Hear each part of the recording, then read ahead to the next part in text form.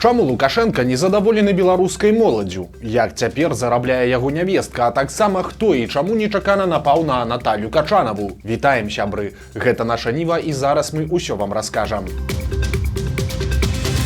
Сёння Лукашенко прыляцеў пад Маладзечна на фермерскую гаспадарку «Спартан Агра», прычым прыехаў не адзін, а разам з ім была цэлая світа чыноўнікаў і ягоны шпіц Умка. Падчас гэтай паездкі Лукашенко не змог стрымацца, каб не згадаць так нелюбімых ім суседзяў. Нам надо, чтобы мы перестали кланяться импортному яблоку. Я тебе уже об этом говорил.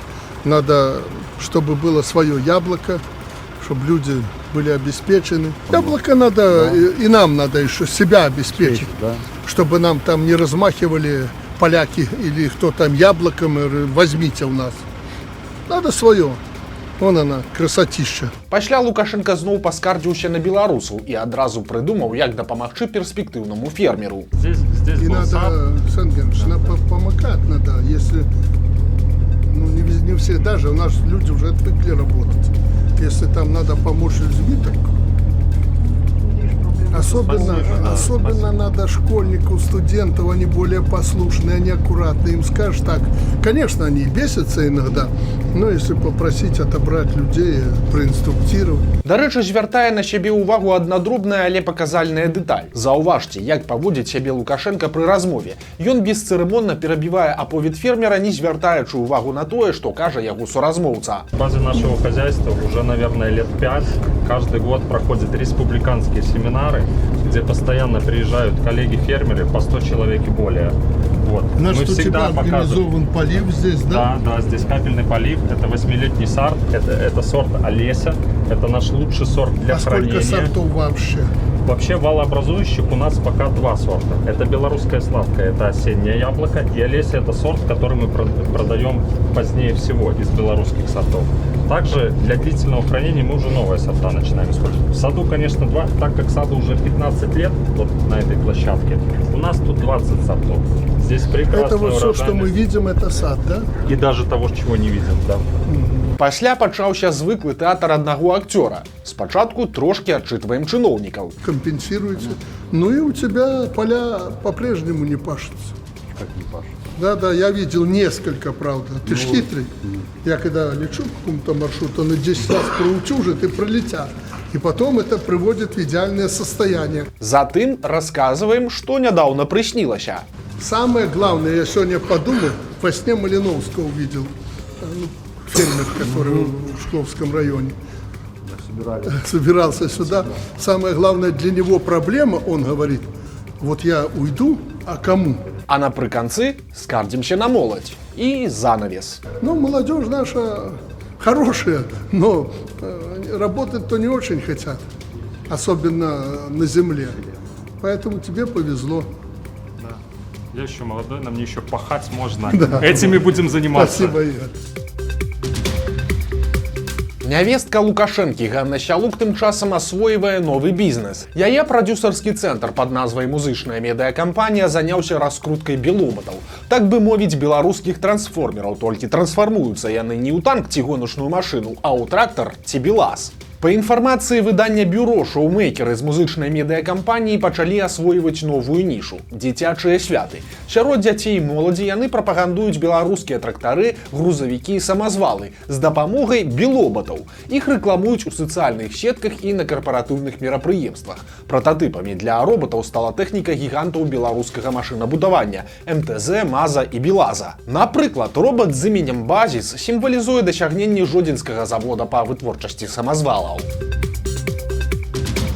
Пакушэнне на Лукашэнку і Мікалай у закладніках. Учора на БТ выйшаў чарговы прапагандысцкі сюжэт, у якім паказалі гутарку з юрыстам Юрыем Зянковічам, які быў асуджаны за спробу дзяржаўнага перавароту разам з палітолагам Аляксандрам Фядутам і палітыкам Рыгорам Кастусёвым. Па вялікім рахунку, гэты сюжэт вялікае пакаяльнае інтэрв'ю накшталт тых, якія так любяць здымаць сілавікі з губазік. Толькі ў гэтым выпадку здымачная група БТ прыехала проста ў калонію, каб зняць схуднелага да непазнавальнасці палітвязня. У гэтым сюжэце Зянковіч распавядае пра планы захопу ўлады і кажа пра ідэю захапіць рэзідэнцыю Лукашэнкі ў Астрашыцкім гарадку, а яго самога нібыта забіць. Прычым зрабіць гэта збіраліся праз расстрэл верталёта з буйнакалібернага кулямёта, а выканаўцам замаху ва ўзнагароду абяцалі каля 10 мільёнаў даляраў. Колюш Лукашэнку нібыта хацелі ўзяць у закладнікі. Гучыць як страшылка, але ж незразумела, ці сапраўды немаладыя змоўшчыкі былі настолькі крыважэрныя і настолькі наіўныя, альбо цяпер Зянковіч проста гатовы казаць усё, што заўгодна, каб толькі выйсці з турмы, дзе яго неміласэрна катуюць. Напрыканцы Зянковіча развярнулі тварам да камеры і папрасілі сказаць, што ён напісаў прашэнне памілавання, а таксама звяртаецца да кандыдатаў у прэзідэнты ЗША з просьбай дапамагчы яму вярнуцца ў Тэхас. І тут нарэшце становіцца зразумелай задума аўтараў. Усё банальна. Такім чынам лукашысты хочуць пагандлявацца з амерыканцамі, прапануючы ім Зянковіча, у якога ёсць грамадзянства і Беларусі, і ЗША. Агучылі прысуд кавалеру лукашэнкаўскай прапагандысткі. Гаворка ідзе пра літоўскага юрыста Мантаса Даніэлюса, якога затрымалі ў Літве 28 верасня 2022 года пры спробе ўцячы ў Беларусь. Раней Даніэлюс уціраўся ў давер да беларускіх палітычных эмігрантаў, а таксама не хаваў, што мае рамантычнае пачуцце да прапагандысткі з БТ Ксеніі Лебедзевай, якую ён называў чорнай архідэяй. У выніку Даніэлюса прызналі вінаватым не толькі ў шпіянажы, але і ў спробах уплываць на сведак, калі яго вызвалілі з-пад арышту да суда. Ён напісаў аднаму з іх, што вострыць сякеру, пасля чаго літоўца зноў арыштавалі. Акрамя таго, абвінавачванне прыйшло да высновы, што менавіта беларуская прапагандыстка Ксенія Лебедзева інструктавала Даніэлюса, якую менавіта інфармацыю трэба збіраць. Яе найбольш цікавілі беларускія арганізацыі ў Літве, людзі, якія уцякалі з Беларусі ад пераследу і якія дапамагалі ім уцякаць, шляхі іх эвакуацыі, вучэнні добраахвотнікаў палка імя Каліноўскага, іх узбраення і ланцугі паставак. Даніэлюс змог увайсці ў давер да некаторых беларускіх арганізацый, тыпу суполкі «Наш дом» Вольгі Карач. Даніэлюс прапаноўваў ім юрыдычную дапамогу, але з часам ягоныя пытанні пачалі выклікаць падазрэнні. Скончылася ўсё арыштам, судом і цяпер вось тэрмінам у 9 гадоў турмы за шпіянаж.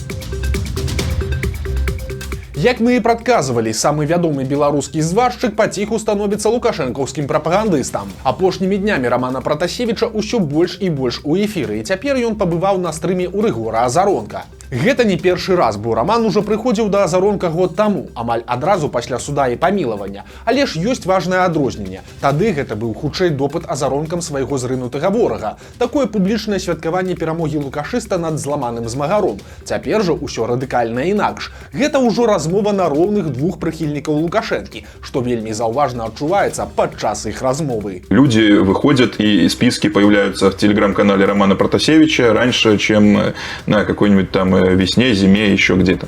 Они... Я перебью, они появляются не то, что раньше, это единственное место, где они появляются. Што да зместу, то цікавага там прагучала няшмат, але ж Раман пацвердзіў, што першы час пад хатнім арыштам ён жыў у адной кватэры разам з Сафіяй Сапегай, але паціху ў іх пачаліся канфлікты і пару рассялілі. Ну і яшчэ адзін цікавы момант. Сёння Пратасевіч выдатна разумее, чаго нагаварыў беларускім сілавікам, і што шлях да сваіх былых сяброў і цывілізаванага грамадства яму цяпер закрыты. С учетом особенно моей репутации, если я сейчас даже просто поеду туристом в одну из европейских стран, представители оппозиции наверняка напишут на меня сразу доносы во все возможные спецслужбы, и с высокой долей вероятности я просто могу там уже в Европе оказаться за решеткой. Вот и все. Поэтому я даже не считаю безопасным для себя путешествие сейчас в западные страны. Разумная цяля дзвюх матак сасе. Напэўна, менавіта так падумаў Лукашенко, калі паралельна з паклонамі ў бок Расіі пачынаў сваё шчыльнае сяброўства з Кітаем. І паціху яно дае плён. Стала вядома, што Беларусь атрымае ад Кітая тэхніка-эканамічную дапамогу на суму ў 300 мільёнаў юаняў, а гэта больш за 40 мільёнаў даляраў. Грошы пойдуць на канкрэтныя праекты, у тым ліку будаўніцтва арэнднага жылля ў парку Вялікі камень. Прычым будаўніцтвам будзе займацца таксама кітайская кампанія. Ольга Бондарова выступіла супраць Наталіі Качанавай. Гродзенская даносчыца нечакана абвінаваціла адну з найбліжэйшых да Лукашэнкі чыноўніц у падтрымцы ЛГБТ. Прычым Бондарова ўжо дайшла да таго, што літаральна чапляецца да кожнага слова. Рэч у тым, што Качанава нядаўна заявіла, што ў Беларусі не абараняюць традыцыйныя каштоўнасці, бо ў тым няма патрэбы. Маўляў, усе і так жывуць інакш, чым на захадзе. Ад такога у Бондаравай імгненна прыгарэла, і яна ў нецэнзурнай форме выказалася пра лукашэнкаўскіх палітыкаў чыноўнікаў і пагаравала, што ў Беларусі не хочуць прымаць закон, які забараняе прапаганду ЛГБТ. Чым скончыцца такая дзёрзкасць даносчыцы, незразумела, але апошнім часам яна ўсё часцей атакуе то самога Лукашэнку, то яго блізкіх, напрыклад, сына Віктара ці нявестку Ганну Сялук. Трагедыя адбылася ў Хоцімску. Там двое рабочых выпалі з будаўнічай калыскі. Мужчыны выконвалі рамонт будынка раённай бальніцы на вышыні 3-го паверха, калі раптам абарваўся адзін з фіксатараў. Рабочыя ўпалі проста на бетонныя прыступкі запаснога ўваходу. Адзін мужчына памёр на месцы, другі шпіталізаваны са шматлікімі траўмамі. Малады Мінчук Андрэй кінуў сталіцу, пераехаў у вёску і цяпер разрывае тік-ток відэаролікамі пра сваё жыццё. Хлопец жыве ў Зарэчы, што пад стоўбцамі, прычым не адзін, а разам з жонкай і малым дзіцём. Працуе анлайн і паралельна гадуе цэлы зоапарк. Трымае курэй, коз і гусей з качкамі. Пра ўсё гэта хлопец з гумаром рассказывае сваім подписчикам. Ну что, ребят, как начинается каждый мой день? 5:20 утра. Открываю курицу. Нихуя себе. Поливаю дерево. Иду еще спать. Доспал пару часов, уже оделся. Ой, бегут ко мне мои зайки, мои девочки. Смотрите, вот они, вот. Теперь можно покормить кур. 5 утра не было ни одного. Одно лежит, там везде пусто. Берем эту штучку, наполнил едой. И сейчас я вам покажу свою зарядку по утрам. Девочки. Вот так вот. Я бегаю вместе с курицами. Вот они. Все. И тур даже напал. Кормежка пошла.